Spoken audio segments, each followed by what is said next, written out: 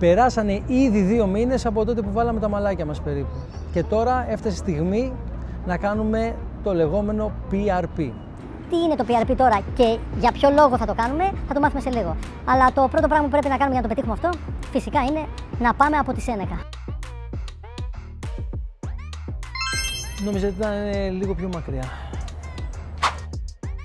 Επόμενο βήμα, να βρούμε την νοσηλεύτρια για να ξεκινήσει η διαδικασία. Κύριε Ανδριώτη, για να ξεκινήσουμε πρέπει να πάρουμε πρώτα αίμα.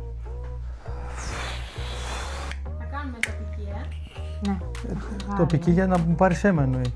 Είσαι ελαφροχερά. Πόνισε. Τίποτα, δεν αισθάνομαι τίποτα. Τι κάνουμε εδώ, φυγοκεντρούμε το αίμα. Δηλαδή ξεχωρίζουμε το πλάσμα του αίματος από τα βασικά συστατικά. Αιμοπετάλια, ερυθρά, λευκά αιμοσφαίρια, για να πάρουμε το πλάσμα για να το τοποθετήσουμε στο κεφάλι μας.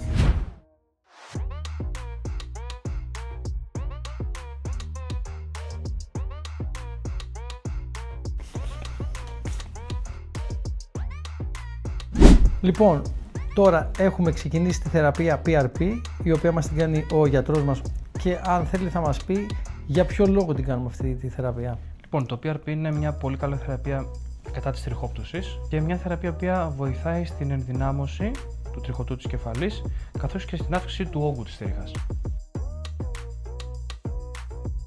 Για πες μου, νιώθεις τίποτα, πονάς? Τίποτα. Φανταστικά.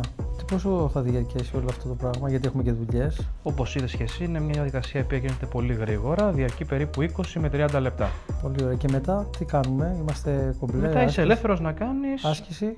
Οτιδήποτε θες. Άσκηση καλύτερα την επόμενη μέρα, όπως και το λούσιμο των μαλλιών την επόμενη μέρα.